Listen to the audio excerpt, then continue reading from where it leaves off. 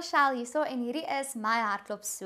Ek is baie opgewonde oor vandag se episode. Ons het dit goed gedink om 'n koppel vir die eerste keer op die bank te hê. Ons het so rukkie terug 'n Q&A gepost op Instagram waar ons vir julle gevra het, wat wil julle graag hê moet ons oor praat? En soveel mense het genoem oor verhoudings en dating en hoe spaar mens jouself vir 'n huwelik. So ons het goed gedink om 'n paartjie vandag op die bank te hê. So ek gaan hulle gou vinnig voorstel. So Jonathan, dit is nou die man, dien as 'n predikant by Kompas Gemeente waar hy met liefde en oorgawe die Here en sy gemeenskap dien. Hy is 'n man van geloof, 'n dankbare man van sy vrou en 'n trotse pappa van 2 kinders. En buite sy bediening geniet hy dit om deeltyds as 'n CrossFit afrigter op te tree en probeer hy om gesond en aktief te leef. En hy streef daarna om 'n balans te vind tussen geloof, sy gesin en gesondheid en glo daarin om deur sy dade eerder as sy woorde 'n verskil te maak. Sy vrou Lunay is 'n liefdevolle vrou, toegewyde ma wat 'n gesinslewe balanseer met haar rol as 'n besigheidseienaar van Be Bold Media. Sy dien ook as 'n deeltydse fiksuitafrigter. Ek sien hierdie tweeetjies hou nogals van oefen hoor en is aktief betrokke in die bediening. Lunay se grootste passie is om die Here lief te hê en daar te wees vir haar familie en sy streef elke dag daarna om met nederigheid en genade te dien. Jonathan Lunay, baie welkom. Al die pad van Vanderbijl. Baie welkom. Dankie dat julle vandag op my bank is. Dit is lekker om julle hier te hê. Ja, Dit is ons ook baie lekker. Het is lekker om jou te sien, lekker om jou te wees en ja, ek en my vrou sien regtig uit na vandag. Ja, ek ook hoor, want kyk, ons het so Q&A op ons story gesit van my hartklop so. Toe vra ons vir mense, waaroor wil julle graag hê met ons praat? Weet julle hoeveel mense wil praat oor verhoudings en oor dating en al daai dinge. So dis waaroor ons vandag bietjie gaan gesels, maar voor ons begin met dit, gaan ek dit gou vir julle vra, maar ek wil dit so vra. Dis my eerste keer wat ek 'n kap op plak, so ek voel bietjie intimideerd.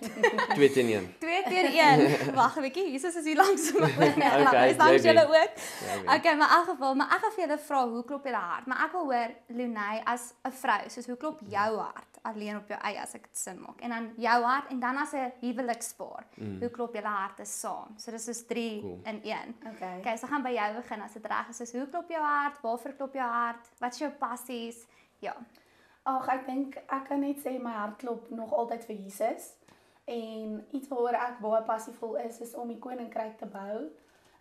Ek voel dis deel van ons calling in lewe maar ek was nogal die laaste ruk op 'n journey waar ek besef het ek wat nou al 'n mamma is, om die koninkryk te bou is nie noodwendig net uitwaarts nie, maar begin inwaarts by jou eie gesin en jou eie huis en om diensbaar te wees teenoor hulle. So baie keer het ek gedink ek het al hierdie groot drome en al hierdie goed wat ek wil bereik, maar eintlik moet ek nou eers die calling wat binne my huis is uitleef as 'n mamma en 'n vrou teenoor my man. So ja, my hart klop verseker vir kinders en vir ouerskap. So ja, dit is my hart. Dit is 'n mooi antwoord. Wow. Ek het die beste gekry. So. En jou hart, nou weet jy daai in top hoor. Ja, ek dink ek gaan top nie, maar ek dink soos wanneer dit kom by wat my hart voorklop en wat ek nog altyd geglo het, my calling as 'n mens so kan sê. Is ek glo nog altyd 'n tipe van my calling en waarvoor ek glo die Here my geroep het is om die beste weergawe wat mense voor geskep is uit te bring uit elke persoon uit. So ja, ek glo nog van die begin af toe God sy mense geskep het en hulle create het, sê hy het hulle in sy beeld geskep. En dit beteken ons 'n weergawe van elke persoon wat baie goddelik is in terme van as jy jou calling bereik, as jy leef in dit waarvoor jy jou geskep het, kan dit nie anders as om glorie en eer aan sy naam toe te bring nie. So ek glo aan die ander kant van daai, moet ek ook sê my hart is genuine vir mense wat nie kerk toe gaan nie of nie Jesus regtig ken nie. So vir my is dit aan die einde van die beste weergawe van jouself is om in 'n verhouding met die Here te staan, want op die ou einde bring dit die beste uit jou uit. Want ons het alles gesien en alles al nogals redelik beleef. Ek kan dink in bediening. Ja, Mense kom met hulle stories en hulle seer. En kom agter dat dis vir die beste weergawe van elkeen van ons lê. Ja, So ja, ek dink vir ons is 'n paartjie. Ek dink ouerskap is nogal so 'n groot ding vir ons. Ons is betrokke by 'n ministry waar van ons mentors, Riet en Wian Storm, amazing mense. Hulle moet hulle net nooi ook dat hulle kan kom. As jy enigstens 'n top oor ouerskap wil hê, dan kan jy hulle nie kry hoor. Asseblief moenie daai geleentheid mis nie. So Wian en Riet. So Wian is op die oomblik een van die direkteure van World Need se Vader. So dis 'n internasionale ministerie vir ouerskap en Riet doen Mothers Design en doen hy's een van haar mentees en ek sê van Wian se mentees en dit is 'n ongelooflike cool ministry. So ek dink ons hart soos buite kerk, want dis ook een ding is kerk, jy kan nog eens ingesluk raak by jou eie bediening en by wat jou kerk voor besig mee is en wat hulle voordoen en ek moet eerlikwaar sê ons kerk is ongelooflik amazing en ons is baie lief vir ons kerk. Ja, jy was al daar gewees. Dit was ongelooflik. Ons love ons kerk, maar dit is baie keer goed vir ons om net iets buite die kerk te hê wat ons ook oor passievol is en waar ons ministry kan uitleef. So definitief ouerskap, ek dink dis die groot een. Ek weet nie of jy iets anders het nie. Ek dink huwelike obviously, dink ek is 'n groot ding ook. Ouerskap en dan verhoudings.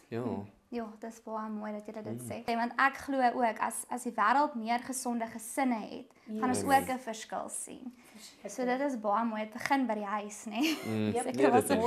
Ek sal nou uitvind. So ek gaan nou begin. Ons gaan bietjie nou praat oor dating, maar ek dink ek gaan begin by die vraag van hoe het julle ontmoet? Okay, soos wat ek weet nie hoe lank die storie is nie, maar hoe het julle ontmoet? Begin net daar, dan sal ons hom unpack van daar. So, ek dink ek sal begin. Ja, want ek kan nie onthou die eerste keer. Sy het 'n ander weergawe. Dis eers nie daai so nie. So eintlik hoe dit begin het is ek het haar vir die eerste keer gesien toe ek omtrent ek dink ek was graad Nee, ek was graad 8 gewees. Nee, jy was graad 9. Ja. Ons gaan in die argiewe. So ek het haar gesien. Sy was toe in 'n ander skool gewees, so ons nou op mekaar gewees. So hulle was nie in dieselfde skool. Nee, ons was later. Okay. So ek het haar gesien toe dink ek, hierdie is soos een van die mooiste van ons girls wat ek in my lewe al gesien het. Sy kan dit glad nie onthou nie. Toe is daar 'n tweede keer wat ons ontmoet het, wat sy ook nie onthou nie, wat sy my so klein bietjie gebed het. Want die pel wat agter my gebly het, ons wou gaan na 'n kuier toe en ons is nou graad 9 en hy's nou ook graad 9 saam met my en sy is toe graad 10. Dis al prime jare. Sy's 'n jaar ouer as ek.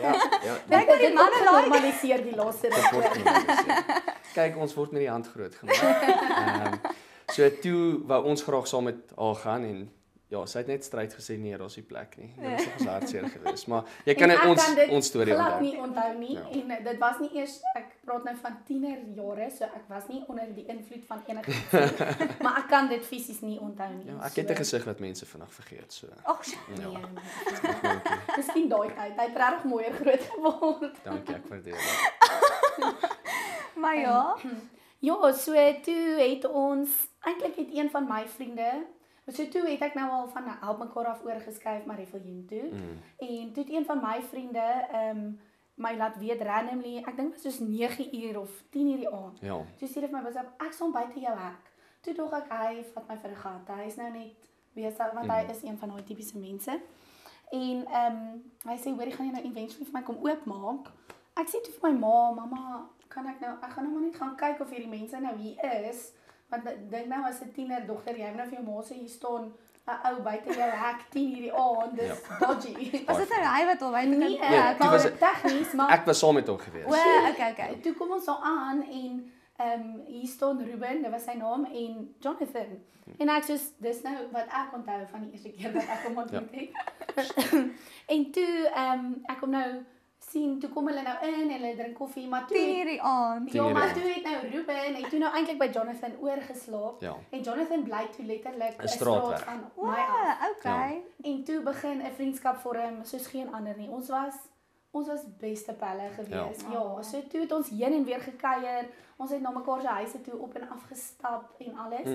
En ek dink in daai jare sal ek sê ek was bietjie meer die rowwe Lunay gewees, die kuier Lunay, die regte graad 10, sweet 16, gaan uit, geniet jouself. En Jonathan is soos hierdie, hy het sy lewe agter mekaar. Also van daai ouderdom. Ek sal nie sê agter mekaar nie. Dis 'n groot term om rond te gooi. Ek sal net sê ek het daai jaar voor dit my lewe vir die Here gegee. Ja. En asseblief moenie misverstaan nie. Ja. Ek was vrek stout. Soos in kattekwaad, ek dink dit was 'n spesialistveld vir ons gewees. Ons het goed gedoen wat nie nou kan herhaal word nie. Ja. Maar kattekot. Maar kattekot. Dis 'n soetstad Ja. as mens dit nou so kan sê. verstaan. Maar ek dink daar Dan gooi ja. iemand se huis met toiletpapier. Moet dit nie doen nie, maar Ja. jy weet soos Ja. ja. Dis wat ons En gedoen. toe hy het my ons het Vrydag aand hier gehad en hy het my elke Vrydag aand genooi. Dan sê hy, okay, gaan jy nou kom? Dan sê ek soos, nee, ek gaan ook kuier toe gaan vanaand. Soos, maar geniet dit. So dit was letterlik die journey waarop ek was. En toe na so 'n jaar toe toe gee ek my hart vir die Here. Eintlik maar te danke aan Jonathan se hy het maar net heeltyd konstant nooit iets forceer nie, maar hy het konstant gesprekke losgemaak en ag dit was eintlik net so mooi journey geweest. Maar toe na ek my hart vir die Here gegee het, toe begin ek nou agterkom maar ek hou nou nogal van die ou. En ek het altyd gesê soos ek hou nie van hom nie want hy is my beste chommy. So ek soek iemand soos hy, maar ek soek nie hy nie. Ek verstaan. En ek soos jy al genoem het, was nie so mooi nie. Ag man. Wow. Nee, dis nou nie dit nie. Maar en ja, toe kom ons op 'n spasie waar ons nou vir mekaar moet sê, hoorie maar ons hou nou van mekaar, maar ek is ouer, so ek moes nou maar seker die eerste stap vat om nou vir hom te sê want hy's nou jonger, so Onervare. ek toe tipies hoërskool skryf hom hierdie lang brief wat sê hoorie ek het gevoelens vir jou en ek weet nie wat om daarmee te doen nie. So hier is dit nou. En hy lees die brief en hy sê niks vir my na die tyd nie. Ag nee. Ja, dit was verskriklik. Ek moet sê wat vir my vreemd was in haar, ek het nie geweet wat om daarmee te doen nie. So hier's my genuine antwoord. Dis soos 'n Mandelei Ja. baie keer. Nee, maar ek kan nou die pastoor antwoord gee en sê ek het gaan bid daaroor, maar dis glad nie die geval nie. Wat gebeur het was ek was soos hierdie is my trouvrou. En ek het soos net en daai's 'n term wat ons oor moet praat want dit is baie moeilik wanneer is 'n persoon die regte persoon wat Ag, moenie vooruitgaan Ek gaan nie nie. vooruitspring nie. Maar ek moet sê daai tyd toe ek soos hierdie is die tipe vrou met wie ek wil trou. Ja. En Die rowwe een wat kuier, wat jy met kerk toe sleep. Nee, maar dis nou weer toe sy nou klaar is, Ja, sy hart vir die Here dit gegee en so aan. Maar toe sê ek soos, okay, maar joh, ek weet nie of ek nou met haar wil uitgaan nie, want ek het toe nog voor dit klink ek het nog niemand gesoen nie. Ek het nog nie regtig ek het 'n verhouding gehad, maar dit was nie soos 'n vaste verhouding nie. So toe sê ek soos ek wil nie nou met haar uitgaan want ek wil graag ander meisies ook soen. Want ek het geweet nee, so hier's die mooi antwoord. Okay. Is ek het toe nog nooit regtig iemand anders gesoen nie. My vrou is die enigste persoon wat ek al gesoen het, ja. Ja. So dis oulik, Ek maar voel baie sleg want dis nie dieselfde by my. maar vir enige ou wat luister, ek kan Jenny vir jou sê, dit was nie my hart gewees nie. My hart was soos ek moet nog soos ten minste 3 of 4 girls soen ja. en ek moet sê ja, toe was ek net soos ja, hier is my trouvrou. Ag, wow, dis Ja, amazing. ek sal nooit vergeet nie ons het as tieners letterlik 'n gesprek gehad wat ons was soos okay, maar ons moenie nou uitgaan nie want ons weet ons gaan trou en dit voel nog te ernstig. Ja, en te vroeg. Daai tyd. So ons het daai tyd al beleef voor jy maar ons gaan trou eventually. En toe het ons net gevoel wel dit kan nie nou gebeur nie, maar toe besluit ons na 'n series of events nie so lank nie, seker so 2 maande. Toe besluit ons nie wat, ons hou van mekaar en dis hoe dit is. Ons gaan nou by mekaar wees. Oh wow, dis Al is dit nou vir ewig, maar daar was seasons in die tyd wat ons was soos baie onseker was van moet ons nou nie en goeders maar. Okay, so as ek in kort net kan vra dat julle hom gou opsom, dat ek net die tyd mooi het. Okay, so hoe lank het julle gevat voor jy die vraag vra sal jy my meisie wees?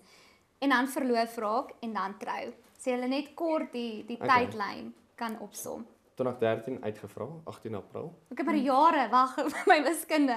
2013. Jare en maande. Van vriendskap tot dating. Van vriendskap tot dating. Dit was omtrent soos 'n proses van toe sê ons okay, ons date nou. Ek kan nie presies onthou wanneer dit was nie, maar toe ons nou sê ons is saam. Ek weet nie hoekom doen mense dit nie. Dit ons gaan daaroor praat. Ons is nou saam. Daarom vibe julle. En dan ja, ons vibe en dan wag jy. Daai tyd. En dan wag jy nou totdat iemand jou nou die vraag vra asof jy nou gaan verloof raak, sal jy my meisie wees. So kyk ek het baie moeite gedoen, maar ek dink dit was seker soos 2 weke. Ja, Wat julle maatjies was 2 weke date julle. Nee, ons ons was 'n jaar lank Vriende, okay. Toe besluit ons hou van mekaar, toe is ons saam. Ja. En toe is dit soos 2 of 3 weke. Ek Toe dink vra hy toe vra hy my uit. Okay, en julle was toe hoe oud? Toe Ek julle was begin graad date. 11, hy Ja, was dit is graad graad 10. 10. So Okay. 16 en 17. Ja. Okay, en hoe oud was julle toe julle verloof geraak het? Dit was 2019.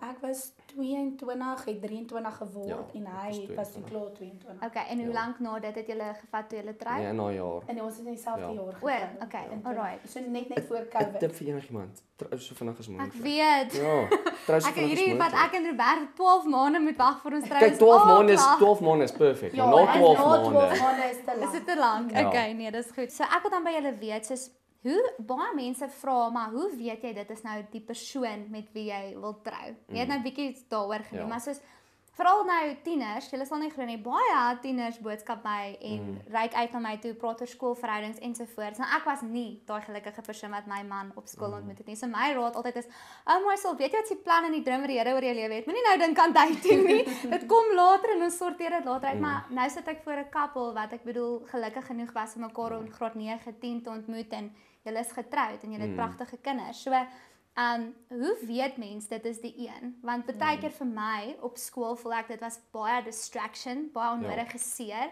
Jy het 'n ander mooi kant van dit. So hoe weet jy dit is die een?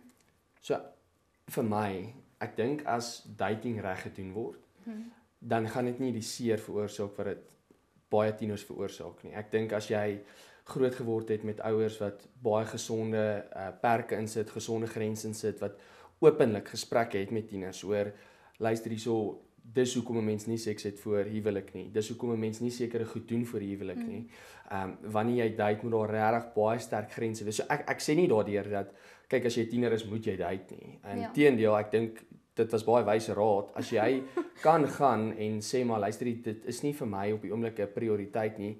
Ek sal eerder fokus om dit wat om my is reg te kry vir my toekoms en daai goeie sal ek eerder sê is 'n wyse manier om 'n pad te stap, maar jy kan ook die geleentheid mis om jou man of jou vrou te ontmoet as jy op skool is en jy doen dating reg. En daardeur sê ek ook nie moenie date nie. Want as jy date en die grense is reg en jy begin besef waar dit eintlik gaan, dat jy regtig eers goeie vriende moet raak en ek dink dit was die base waarop ons verhouding gebou is.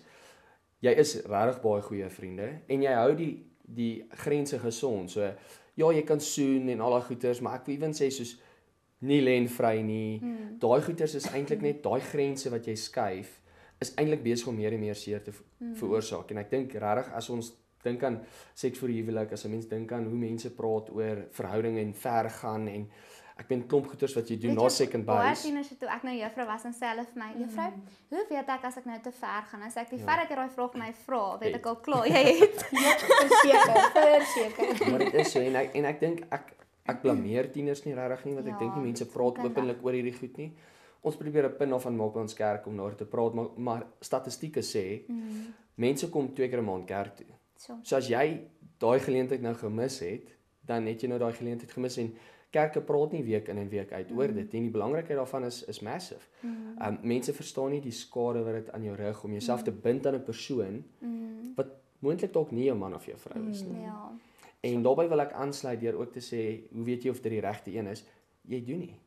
Ons sê nou in hindsight, dit was die regte een en dit was my trouvrou en dit was my trouman en ek dink ons het van die begin af besef, omdat ek my hart vir die Here gegee het, omdat sy hart vir die Here gegee het, is in my raamwerk, en hierdie is my opinie en ek het so 'n bietjie van 'n liberale opinie as dit, ek dink nie daar is iets soos die regte een nie. Ek dink daar's meer iets soos, is jy die regte een? Ja. Want kom ons sê nou die regte een, kom oor jou pad. En jy self is nog nie reg om die regte een te ontmoet nie. Ek dink baie tienerseuns het ek al die gesprek mee gehad en gesê ek soek 'n meisie wat my op die pad hou, wat my reg help. Ek wil 'n meisie hê wat bid. Ek wil 'n meisie hê wat 'n prokureur word en dan dink ek by myself, okay, jy standaard is hoog. En jy? En jy soos gaan daai meisie oor jou pad kom en dink jy is daai ou wat sy graag mee wil trou.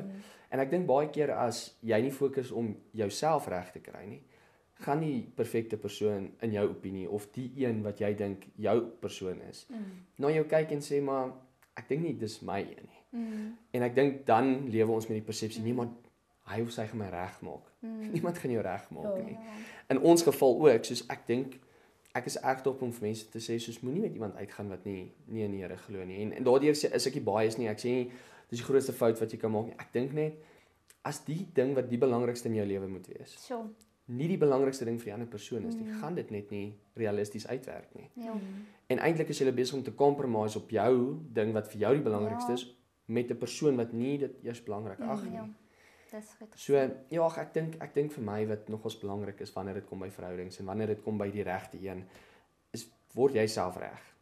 Is fokus om die beste weergawe van jouself te raak en wanneer daai persoon in jou pad kom, ek gee jou my woord, daai persoon gaan kyk en soos hierdie is die perfekte man. Hierdie is die perfekte vrou. Ja. Maar weet julle hoeveel mense soos tekens. Ek sê mos altyd if one thing's a sign, everything's a sign. Ja. Ek's baie versigtig vir dit. Ek sê nie God kan nie op so 'n maniere werk nie, maar ons begin dit so veralgemeen. Nou as ons sien ons ry verby 'n bord en die bord het net toevallig die skrif wat hy op sy pennesakkie gehad het, nou so dit. Dis 'n teken. Dis net 'n simpel vergelyking. Maar soveel mense bid, vra vir bevestiging oor en tekens en sulke goeters. En ek weet ek was al ek kan nie eers sê soveel mense want ek was self so wat ek gebid het oor 'n ouetjie gedink het dit is my trouman, gevoel God het my bevestiging gegee, teken gegee en dit was soos vir my grootste seer toe nou ingelê het en dit het nie uitgewerk nie. So hoe voel julle oor soos mense wat so vashou aan tekens? Al is dit 'n ongesonde verhouding, maar hulle voel die Here het gesê, hierdie is die persoon met wie ek moet trou. Kyk, ons het al baie stories gehoor van of die Here het gesê ek moenie meer met hierdie persoon uitgaan nie. Ek nou Die baie Here het sulke gesê boodskappe. ek moet met hierdie persoon uitgaan en ons het al baie sulke stories ervaar en Ag, sorry my lief, ek nee, val in jy die kan rede. moet Ek dink dit maak my seer. So ek dink genuen as jy my vrou se hart is genuen. Ons is so versigtig vir mense wat hulle self gelowig is of Christene noem of wat ook al die geval mag wees. En te praat teenoor mense wat nie glo nie. So ons hart is uit en uit vir mense wat nie glo nie. Soos ons is genuine geroep vir mense wat wonder, wat wil weet en ek dink baie keer deur te sê maar die Here het gesê ek moenie saam met jou wees nie. Ja. Dis jou opinie. Dis jou seer, hulle besef nie seer maak so hulle vir 'n maak ander persoon nie. Jy maak nie die persoon seer en man up vir die feit dat jy nie eintlik in daai verhouding wil wees nie. Wat jy doen is jy skuif jou verantwoordelikheid na die Here toe. En dan dink daai persoon die Here verwerp my ook. Exactly. Yes. Dis bad. Dit was rof. Ja, daai's rof, sorry. Ja, nee, ek dink dit is maar net ek dink mens moet maar altyd 'n fyn lyn hê want ek dink jy sal vrede kom net van die Here af. Ja. So as jy nie vrede het in 'n verhouding in enige iets in daai opsig nie, dan is daar iets wat jy 'n journey moet stap met die Here en moet amper wil ek sê moet uitfigure maar is hierdie die regte pad wat ek moet stap verstaan met hierdie persoon want vrede kom alleenlik net van die Here af maar dit help nie jy sit dit op die Here en sê maar die Here het gesê jy is nie my persoon nie verstaan soos ek dink daar is dis so grys area amper Ja, ek dink wanneer dit kom by daai hele gevoel van ek maar hierdie kom net van die Here af. Ek dink dit sal veilig wees om te sê wanneer daai persoon genuine net nie meer kies om in 'n verhouding met die Here te staan nie. En wanneer hulle sê maar hulle stel nie meer belang om enigsins te groei in hulle verhouding met die Here nie, dan dink ek is dit veiliger om te sê ek dink nie die verhouding is ons nie, maar ek dink nie dis die Here wat dit sê nie. Dit is jy wat dit beleef en jy wat dit ervaar. Maar dit kan ook gebeur want ons het vriende van ons wat albei was gelowiges, albei en in die season waarin hulle was, het die een man het beleef die Here sê hierdie verhouding moenie meer werk nie. En ek dink daar kom maar 'n bepaalde seer gekoppel aan dit want nou voel jy want byvoorbeeld die ander een het dit glad nie verwag nie. Ja. Hy is op sy eie journey met die Here en sy is op 'n ander journey met die Here en nou sê sy ewe skielik maar die Here sê nou hierdie vir my. En ek dink dit bring maar baie verwarring en seer en goeders. So ek sê in my persoonlike opinie dit is maar 'n grys area maar mense moet versigtig wees hoe hulle dit bewoord en hoe hulle iemand laat gaan en iemand release want op die einde van die dag as jy voel hierdie verhouding werk nie meer nie en jy voel bevestiging van die Here af dat dit nie meer die persoon is met wie jy die pad moet stap nie wees versigtig met jou woorde want jy release iemand in iemand anders se hande in en jy release daai persoon met soveel meer seer as wat dit kon gewees het en so ek voel as jy regtig lief was vir daai persoon en jy voel hierdie verhouding moet nou nie meer so wees nie of moenie meer uitwerk nie. Ons het altyd gesê dat indien ons nie vir mekaar bedoel is nie, wil ons nog steeds soos wat Jonathan se passie is en soos wat hy glo, wil ons nog steeds die beste weergawe wees vir wie ook al Ja. anders in die prentjie moet kom. En want ons het nie beheer altyd of ons het beheer, maar ons lewe gebeur. Verstaan? En daai tyd nou voor ons getrou het, lewe gebeur. En ons het gepraat en gesê, maar as ons paai enigstens eendag moet skei, mag ek die beste weergawe van myself wees en jy die beste weergawe van jouself wees vir indien ons paai skei, dan weet ek die vrou wat hom eendag kry, het die beste weergawe van Jonathan gekry en die man wat my eendag kry die beste weergawe van Lunay gekry. So is daar 'n regte een, is daar tekens, al hierdie goed. Op die einde van die dag, as jy nie Jesus het wat jou bymekaar bind en saambring nie, en julle nie aktief besig is om die beste van mekaar uit te bring nie, verstaan, dan moet jy die vraag vra, maar is dit waarmee jy besig is reg? En om daai persoon regtig, jou hart moet nie wees, en dit is maar 'n huwelik, 'n verhouding, dit gaan nie, ons praat van sacrificial love, dit gaan nie oor myself nie, en is ek bereid om my lewe op prys te stel vir my man of my, selfs net as jy in 'n verhouding is, en jy weet, jy wil eendag met hierdie persoon trou, is jy bereid om jou lewe op te offer vir hierdie persoon, en dis nie van ek spring nou in 'n kar in en boom, ek gaan nou dood vir jou, verstaan, want ek dink dis wat mense dink, maar dit gaan oor, is ek bereid om dit wat ek van hou en my eie selfsug neer te lê en te sê, maar ek kies jou. En selfs as ons hart vir Jesus is en ons is in 'n verhouding met iemand anders, is jy nog steeds bereid om te sê, maar ek lê myself neer vir jou, dit wat ek voel, en ek release jou op die mooiste moontlike manier, sodat jy nie seer kan kry en daai seer saam met jou vat in die volgende verhouding of wat ook al dit mag wees. En by the way, ons praat hierso van verhoudings. Ons praat nie van huwelik nie. Wanneer iemand release, jy release iemand in 'n huwelik. Jy release iemand nie in 'n huwelik nie. Maar ek dink jy sê dit mooi, want ek dink weer eens dis die geval is kry net vrede, maar vir my ook hou op die verskoning gebruik en die Here kaart speel. Vat verantwoordelikheid. Sê luister hierso, ek is mal oor jou, ek is lief vir jou, wat ons gehad het was amazing. Ek dink net nie hierdie gaan meer werk tussen ons nie. En ek voel ek het vrede rondom dit wat ek besluit, en vrede kan kom van 'n klomp plekke af. Maar moenie die kaart net speel en sê maar die Here het vir my gesê, want ek dink dit skuif die verantwoordelikheid van jou af en sit dit op die Here, wat baie seer veroorsaak vir die persoon wat uit die verhouding uitgaan. Ja. So nou wil ek vir julle 'n vraagie vra. Ek hoop ek gaan hom nou reg stel. Ek het hom nie geskryf, maar ek hoop ek stel hom reg. Maar dis eintlik soos jy weet, baie meisies op skool en girls, dan kry jy 'n crush. En dit consume jou. Verstaan, hy gee jou net 'n kyk en dink jy, "Oh, hy hou ook van my." En ek het al soveel meisies en seuns seker maar, ek weet nie julle dink jy so baie, julle dink dit aan rugby en allerlei weird goed op skool, maar of dalk 'n girl, maar dan voel jy soos jy leef jouself so in hierdie persoon, maar die persoon is nie joune nie. Jy dink hierdie verhouding is vir jou, die ouetjie is vir jou. Jy wag net vir die geleentheid om vir hom om jou raak te sien. Soos, het jy enige raad of het jy enige raad vir sulke tipe tieners wat seker fantaseer oor 'n verhouding met 'n ander persoon, maar daai persoon stel net bloot eenvoudig nie belang in jou nie. Nou speel jy elke liewe scenario op in jou kop, want dit is 'n ding, soos in vandag se tieners sukkel met dit, of jong meisies, ek kan nie praat vir 'n man nie, maar ek weet jong meisies sukkel met dit. So het jy enige raad vir so ietsie? Michelle, ek dink moenie onderskat nie. Seuns doen dit verseker. Wow, okay, so ek was een van hulle. So ek was een van hulle. My gedink.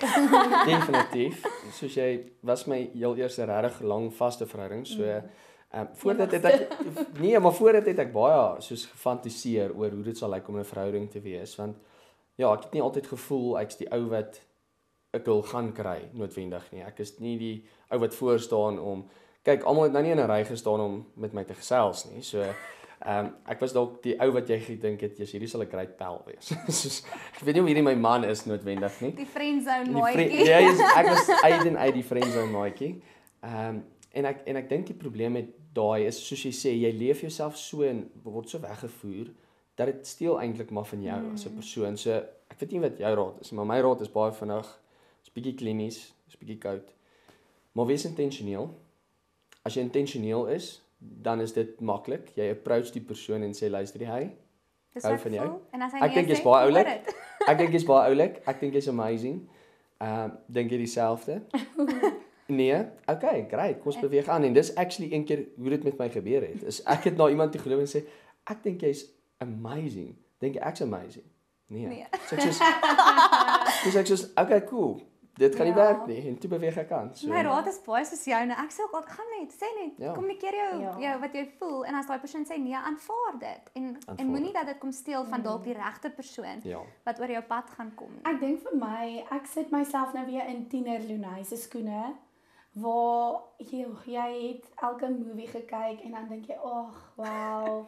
Hierdie mag my dating lewe net lyk soos hierdie en mag ek ook die butterflies kry wat hierdie mense kry." En ek onthou ek het ook so ervarings gehad met baie seuns wat ek was soos, "Oh, wow, jy's mooi." Verstaan en jy fantiseer en jy's net soos en ek dink ek wens eintlik iemand kon vir my ook daai tyd gesê het verstaan soos gaan praat met hulle, maar dit is mos nou nie so maklik nie. Dis nou nie soos Ja. wow, ek is graad 8 en hierdie ou is graad 11 en hy is soos die mooiste ou in die skool.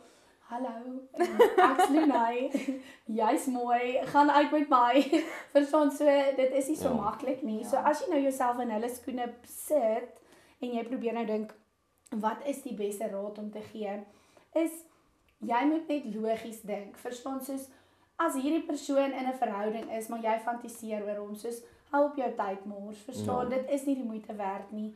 Jy kan dink, "O, jy's baie mooi." Jy kan nie jou geluk op iemand anders se Jy ongeluk kan bou nie. Jy kan nie dit doen nie en selfs al is hy, kom ons sê die mooiste seun in die skool of die mooiste girl in die skool, maar hulle waardes is haywire Ja. en hulle glo nie soos wat jy glo nie of leef nie soos wat jy leef nie of dat jy selfs bereid is om te dink jy sal aanpas vir hierdie persoon wat ook al dan wil mens half sê maar skei dan wil jy klinies wees en net sê maar nee verstaan soos maak die keuse binne jouself om te sê ek mors nou eintlik my tyd.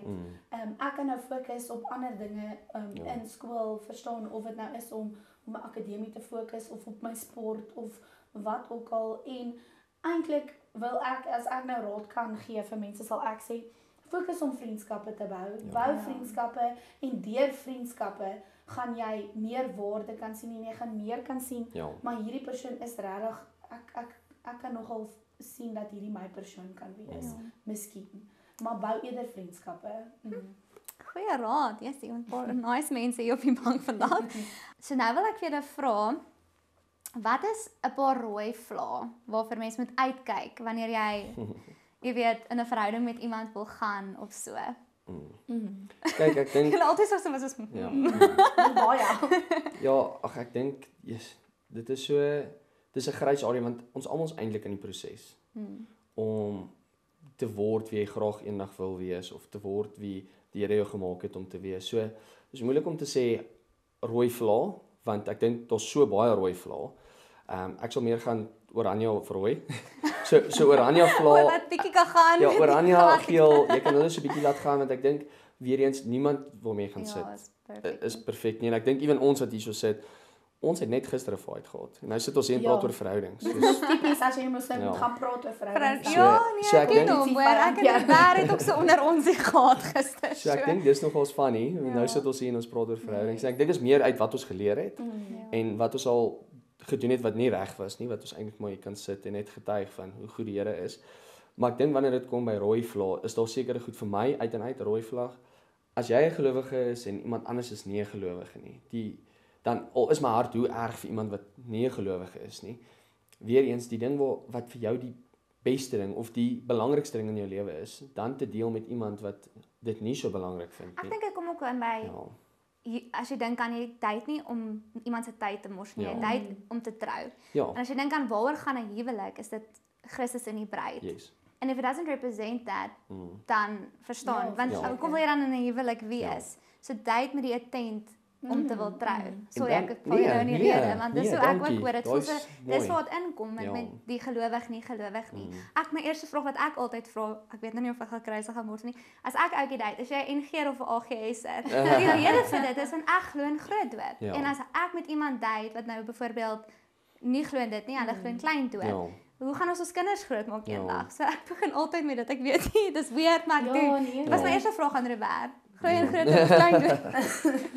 En weer eens, ek dink daarso die beginsel is daarom dieselfde. Tot die verskil is teologies en daar kan ons lank gesels en dit kan 'n gesprek wees vir 'n ander dag.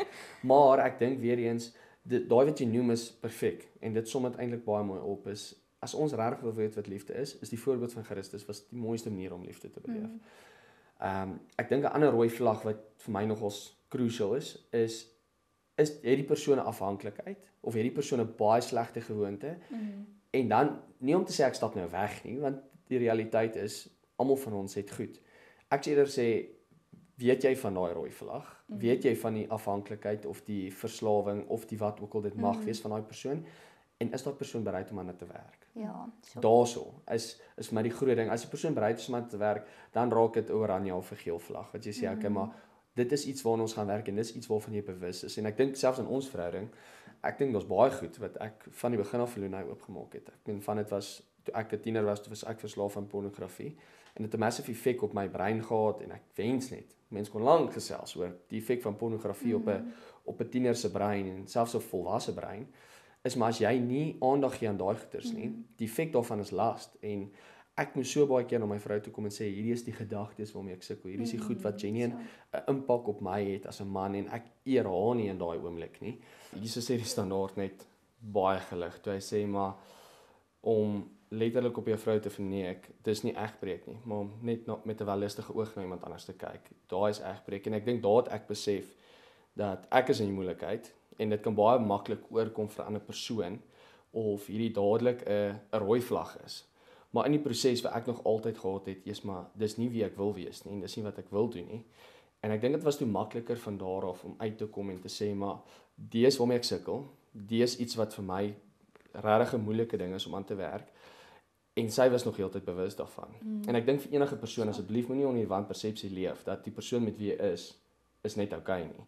Ek dink my gesond word proses is nog steeds ongoing en dis nou al jare vandat ek vry is van pornografie af en ek werk nog steeds aan dit. So ja, ek dink genuine mense moet versigtig wees vir vlaggies want ek dink om net weg te stap, ek dink jy het dit baie mooi geraak, om uit te gaan is 'n baie goeie oefening vir die troue. Vir die huwelik. En dan om te sê, okay, maar jy loop net uit. Jy kondisioneer jouself om te sê, maar elke keer as daar 'n vlaggie is, dan stap Ja, ek dan uit. stap jy uit. Sjoe. En En dit dis is nie- hoekom vandag se jong mense so vinnig opgee. Ek meen, Veral huwelike, jy hoor so baie van huwelike- mense 'n jaar, 2 jaar getroud. Maklik. Maar dan is die vraag ook wat jy moet vra, maar is jy bewus van jou eie rooi vlaggies? Ja. En ek dink as jy jou rooi vlaggie kan vat en sê, my liefie, hierdie is my rooi vlaggie wat ek het. Kan jy saam met my hieraan werk? Kan jy saam met my deur hierdie proses gaan? Dan dink ek maak dit die proses baie anders. Maar as jy daai rooi vlaggie net saam jou dra en jy's nie bewus daarvan nie, jy gaan nooit 'n spieël voor jou ophou nie, maar jy's baie vinnig om te sê, maar hierdie is al jou rooi vlaggies. Ek tap uit. Ek is nou weg. Verstaan? En daar is spasie vir dit. So met alles wat ons sê, moet mense dit in ag neem. Ja, Dat daar is 'n tyd veral in dating. Ekskuus.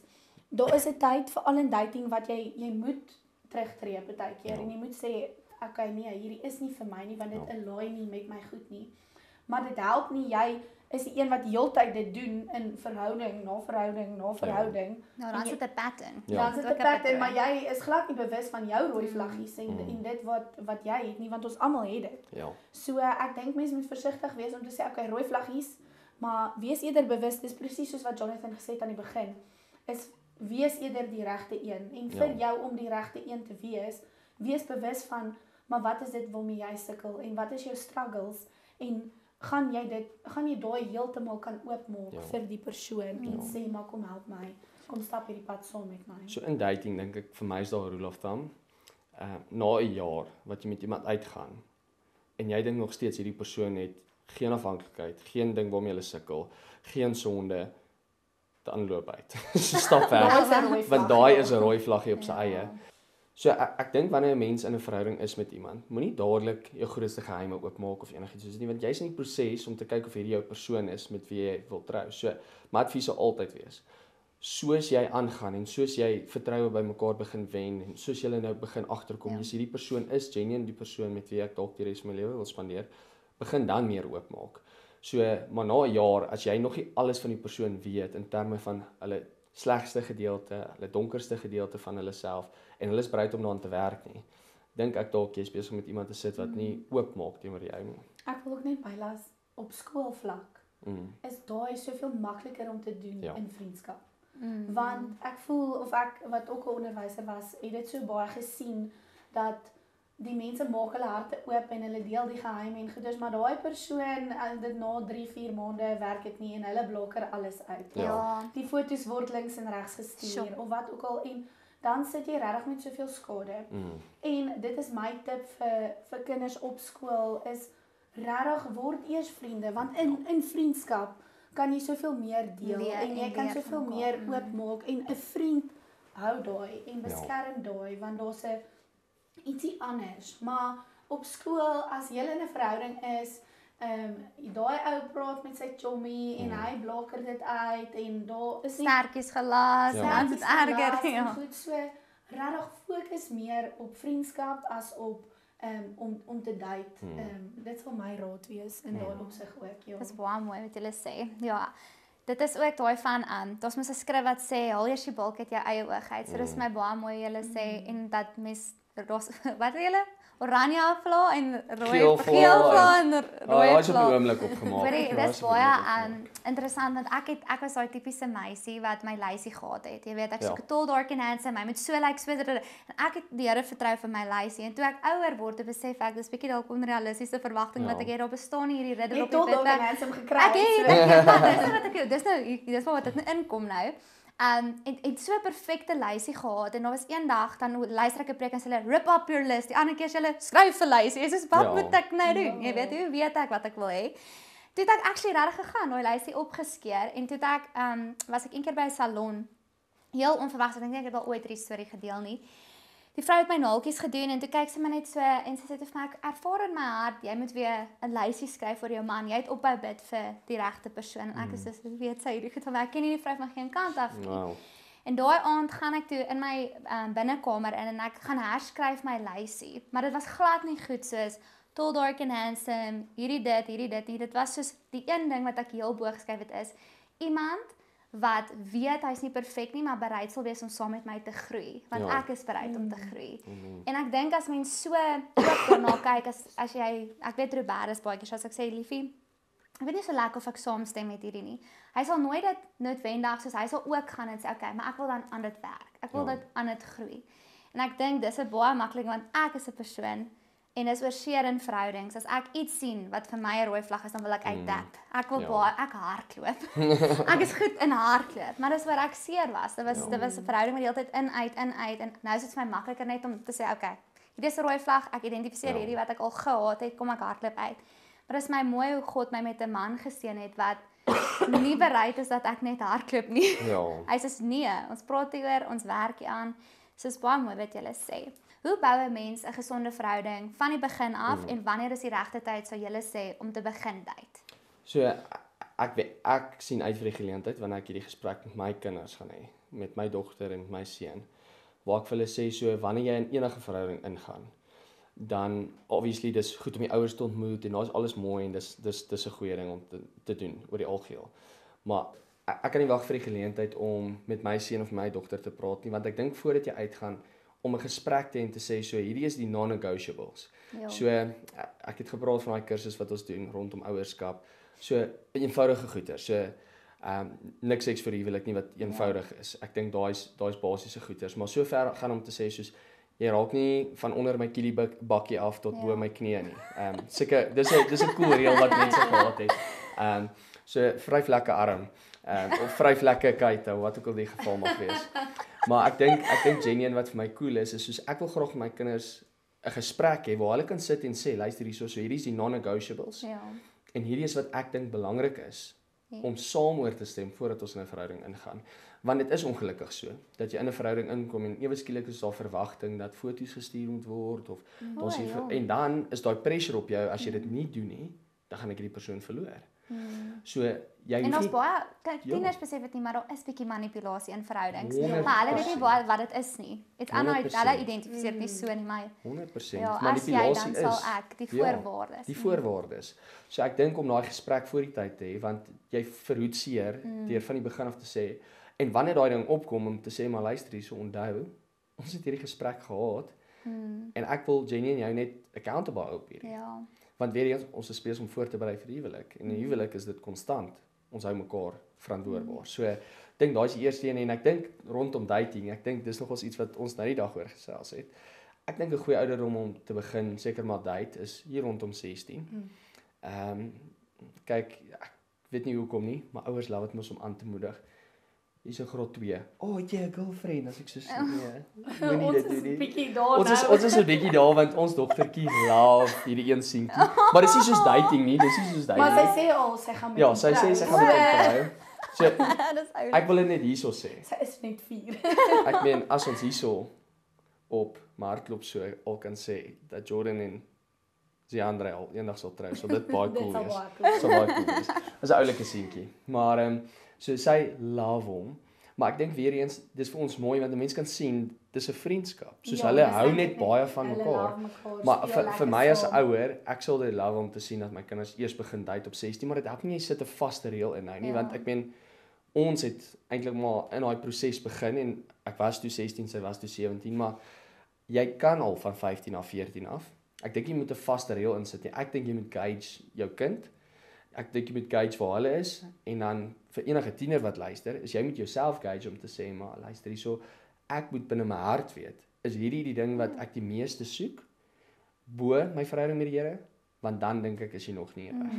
En jou intensie van hoekom jy wil daai persoon date. Ja. Verstaan, is dit ook net vir 'n lekker vrytjie, is dit vir Ja. dit, is dit om te kan sê ek het daar status. Ja.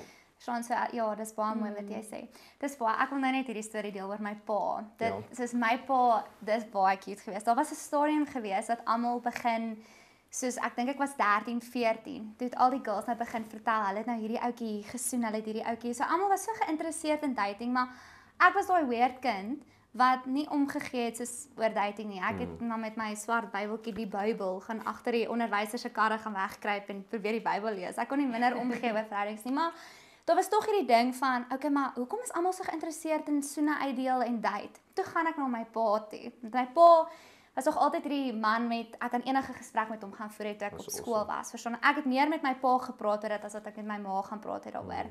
Soos juist omdat my pa my so safe laat voel het en ek kon kom met enigiets.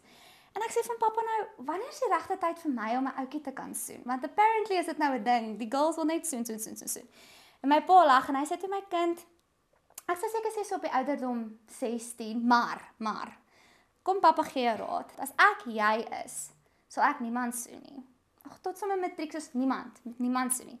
Want eendag as jy in matriek kom, gaan almal nuuskierig wees oor jou lippies en dan het hulle al die ander girls uitgesoen. Ja. So en dit was so mooi hoe my pa dit benader het want hy het 'n antwoord gegee, maar hy het my vry wil gegee. Ja. En hy het my iets gegee om oor te dink en te bewaar. Dus Ja, ek is sê, mooi. okay, ek gaan dit nie doen nie. Ek gaan luister vir my pa en ek gaan soos net wees van en dan in matriek hopelik dan, okay, dit was toe vas ek verhoudings in matriek. Verstaan 'n bietjie meer mense wees wat belangstel wat ook al, maar dit was my mooi hoe my pa, jy weet ook net dit so op 'n manier gedeel het. Dit was eintlik het hy sy way gekry, maar dit op Ja. so subtle manier gegee van weet jy wat, ek sit my vertroue ook in jou. Ja. En jy kan die regte keuse maak wanneer die tyd reg is vir jou. Ja, is mooi. So dit is maar net ietsie wat ek wou deel met julle van my oulike pappa.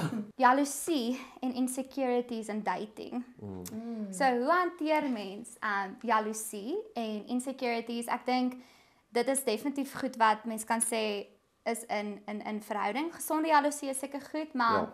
en ek voel insecurities en jaloesie is baie dis so. Ja, dit is baie. Ek dink is Ja. baie root van die een, verstaan die een van die ander een. So hoe hanteer mens dit in dating? Ek dink wel jy kry gesonde jaloesie ook wat goed is want Jonathan het altyd toe hy nou vir die eerste keer jaloers was toe ons net uitgegaan het. Ek like jy dit Ja. staan. Ja, toe het hy actually na een van ons ander mentors gegaan, Morney. Ja. En Morney het so 'n mooi beskrywing gegee om te sê maar Lunay is soos jou trofee. En jy loop rond en jy is soos wow, check my trofee. Verstaan jy? Nee, Hierdie is my girl. Ek love haar. So as iemand anders byvoorbeeld nou jou trofee wil vat of die prys wil vat of wat ook al, dan gaan dit jou bietjie ontstel en dit gaan want dit is tog nou, jy het nou gesê julle is saam en julle gaan uit. So hierdie is nou jou trofee, maar om nie net besitlik te wees oor dit nie. Soos met ander woorde om nou nie die trofee hier onder my trui weg te steek en te sê die wêreld kan nie hierdie trofee sien nie. Soos jy wil tog rondloop dat die wêreld hierdie trofee kan sien, maar dis nog steeds myne. Maar ek dink baie verhoudings is soos jy steek amper die trofee weg. So jy's net soos hierdie is net myne. Verstaan soos jy mag nie met wie praat jy mag nie hierdie doen, jy mag nie dit doen nie. So daar's so al hierdie stel reëls amper vir al tieners wat al hierdie stel reëls het en regulasies en daai kom uit insecurity uit. So ek dink mens moet acknowledge dat daar 'n tipe van 'n mooi jaloesie ook kan wees in die sin van of nie amper die woord jaloesie nie, maar nee, ek dink God is jaloers. So daai tipe jaloesie om te sê maar verstaan hierdie is myne en ek is trots op hierdie persoon, maar ek dink baie keer in verhoudings wat bietjie toksiek is, waar daar 'n bietjie nie lekker goeders is nie, probeer mense daai trofee wegsteek en hulle is soos ja, hierdie persoon is nie vir die wêreld om te sien eers nie. Soos jy nou praat, begin ek eintlik nou dink aan, ek het nou gedink, jaloesie en insecurities gaan hand aan hand, maar eintlik kom vertroue en seer. Daar was dan heel waarskynlik in daai persoon het al iewers seer gekry in vertroue en dan project hy dit nou in die volgende verhouding of 'n seer. So ek wou daai noem actually. In insecurities kom gewoonlik uit 'n wond uit. So jy het seer gekry uit 'n vorige verhouding uit. Dalk dit kan iewens so ver gaan as om te sê jy het so seer gekry toe jy jonk was. Dalk het jy weer rejected gevoel deur jou ma of iewers deur jou pa. Of jy kon dalk seer gekry deur jou ouers se verhouding en daardeur is daar 'n tipe van 'n jaloesie teenoor iemand anders. Maar ek dink daai net om by my vrou aan te las. Ek dink jaloesie waar dit begin 'n baie slegte ding raak en waar dit nie meer mooi is nie, is as jy begin vrye wil wegvat. Is om te sê, okay, luister hierso. So ek is jaloers oor die feit dat soveel mense met jou praat en by jou wil wees en sodra dit kom by 'n plek, okay, ek is jaloers, jy moet nou ophou. Dan dink ek raak dit gevaarlik. Is moet nooit die vrye wil van die persoon af wegvat nie. So ek dink wat vir my belangrik was om deur daai seisoen te werk, want dit gebeur en weer eens soos ek sê ons almal is in die proses, was ek moes laat my vrou gesels met ander ouens want sy was maar populêr geweest en nou het sy 'n minder populêre kerel gehad. Of net 'n stoute kerel gehad en ek dink dit was vir my soos om deur daai proses te groei, moes ek besef ek kan my hart teenoor haar oopmaak en sy hoor my. Ja, mens moet vir mekaar ruimte skep om ook te kom met hierdie ding van want weet jy wat is ook 'n ding. Silly voorbeeld. Jy voel bietjie onrustig oor jou kerel se foon. Jy weet en hy kom geheimsinnig voor of wat ook al. Hy moet vir daai vrou, julle moet so in mekaar, ek weet nie, soos rustig voel dat jy kan gaan om te sê, hoorie, jou foon pla my so bietjie en dan sodra daai persoon opspring in 'n offense, dit is vir my bietjie soos vat. Maar as ek kan sê, "Ai my skat, ek het nie gedink dis iets wat jou pla nie. Hoe kan ek jou gerus stel? Wil jy kyk nie lelik of en ek dink baie keer dan doen mense dit lelik, aggressive. Hy voel dadelik, "Wat? Jy's insecure, jy's jaloers, jy verstaan." En dit voel vir my, hoekom skep twyfel in daai persoon? Stel die persoon gerus. Inteendeel. Met grace. Die beste geleentheid vir jou as jy daaraan dink om vertroue te wen, is hoe jy reageer in daai oomblik. So as ek my foon oopmaak en sê, "Jy's maar asseblief kyk gerus, wat jy doen is jy wen vertroue." En ek stem 100% saam met jou. Ek sê daai persoon gaan sê, "Weet jy wat my liefie, net omdat jy dit gedoen het, ek stel nie belang in wat in jou foon aangaan nie." Exactly. Maar nie uit sarkasme hierso vat my foon, doen dit, Maar wat ek ook love is daai wat jy gesê het rondom daai opstand. Daai is 'n duidelike teken van iemand wat skuldig is. Maak nie saak hoe goed of hoe sleg of hoe min of hoe baie nie, is enige persoon wat in opstand optree, glo ek in my hart, dalk is hy nie skuldig op sy foon nie, maar miskien teen sy hart. Ja, iewers anders. So dit is definitief 'n ding.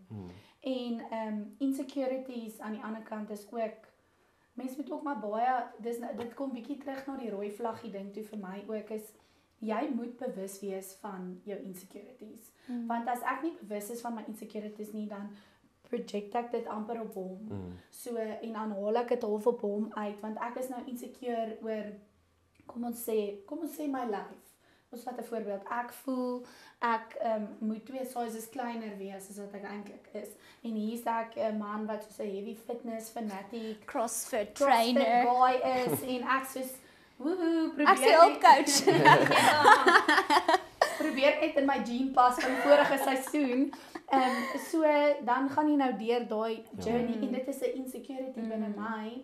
En maar nou sê hy byvoorbeeld 'n coach by die CrossFit en ek weet hy kyk byvoorbeeld of hy moet 'n girl help wat soos 2 sizes kleiner is as ek of wat ook al en hy moet nou vir haar wys hoe om te hang hier en te swaai daar of te wat ook al. Ek moet hom totaal en al kan vertrou, maar ek moet ook bewus kan wees van my insecurity en dat ek nie daai project op hom nie. En dan moet hy nou weer jou kom vul of validate Ja, en dit is unfair in daai opsig. So jy moet bewus wees van jou insecurities en ons almal het insecurities en dis nie iets wat noodwendig oornag gaan weggaan of verander of ietsie nie, maar dat ek na hom toe kan gaan en sê, "Joh, my liefie, ek voel nie so lekker oor hoe ek nou fisies lyk byvoorbeeld nie." So dit is my moeilik as jy, of weet jy wat my liefie, dankie dat jy my liefhet nie as ek is nog steeds of wat ook al, dankie dat ek kan weet dat al voel ek baie keer soos 'n olifant, te sien jy my nog steeds as 'n kameelperd. Jy sien vir my so. Ja, wow. Nee, dit is goed. Dis goed. Ek wil net by julle weet soos hoe in julle oë lyk 'n God-gesentreerde verhouding. So vir my is dit begin by voor enige verhouding is daar die individu is daai persoon in 'n verhouding met die Here, het hulle goeie gewoontes soos kerk toe gaan, soos Bybel lees, is hulle nuuskierig oor hulle verhouding met die Here.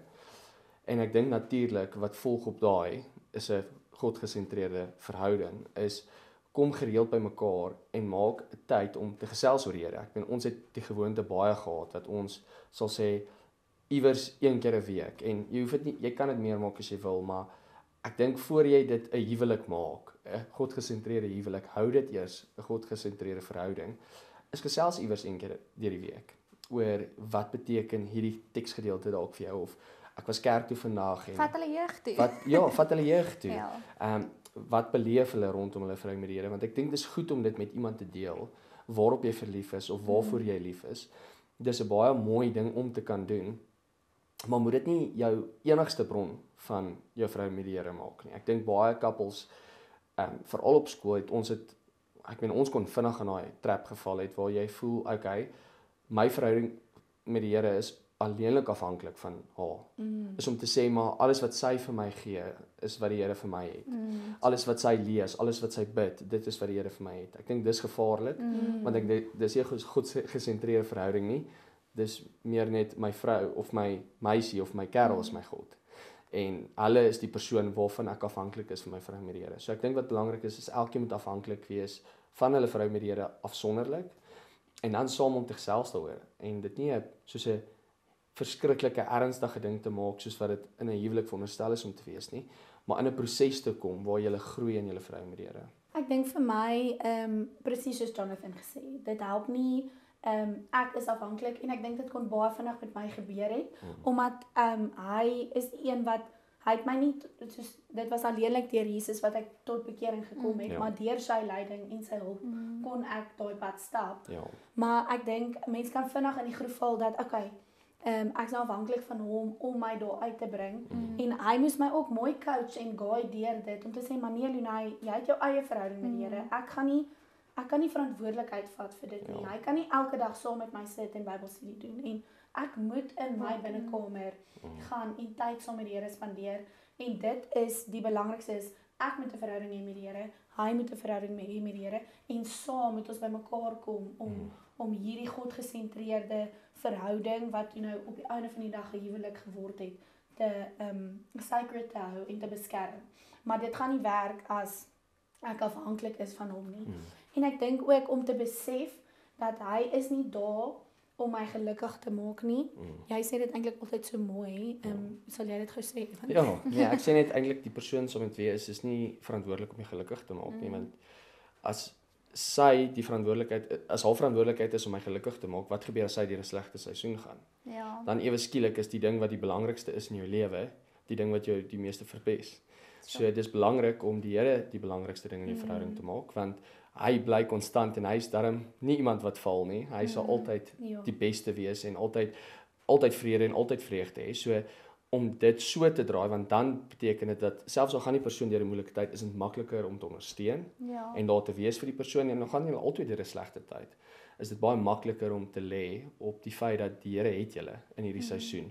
En ek kan nie ongelukkig wees as gevolg van haar seisoen of my seisoen nie. Ek kan eerder net vaskyk in die feit dat die Here daar is nog altyd en sal altyd daar wees. So. Ja. Hoorie, dit was nou baie lekker om saam met julle te kuier. Dankie vir julle tyd en dat julle al die pad gekom het en ek dink jy was 'n paar waardevolle goeders gesê. Ek het baie geleer. En dan ja, julle is 'n pragtige paartjie en alles seën vir julle, julle gemeente, julle pad vorentoe, julle kindertjies. Ek het hulle ontmoet. Ek wens dat hulle wil van my hou. Maar dit was regtig lekker om julle hier te hê vandag. Thanks Rosalie. Ek wil regtig net 'n oomblik vat om te sê dankie vir dit wat jy ook doen. Soos vir ons is dit ongelooflik lekker om te sien. Soos ons het al ontmoet op universiteit en hoe jy gegroei het as 'n vrou is vir ons regtig amazing om te sien hoe jy dit wat die Here jou mee vertrou op die oomblik te gebruik as 'n platform om mense genuine te bedien en mense te serve en raad te gee. Dis vir ons regtig amazing en 'n voorreg om jou te ken. So dankie vir jou. Waardeer dit. Dankie Jonathan, ek waardeer. Dankie Lenay.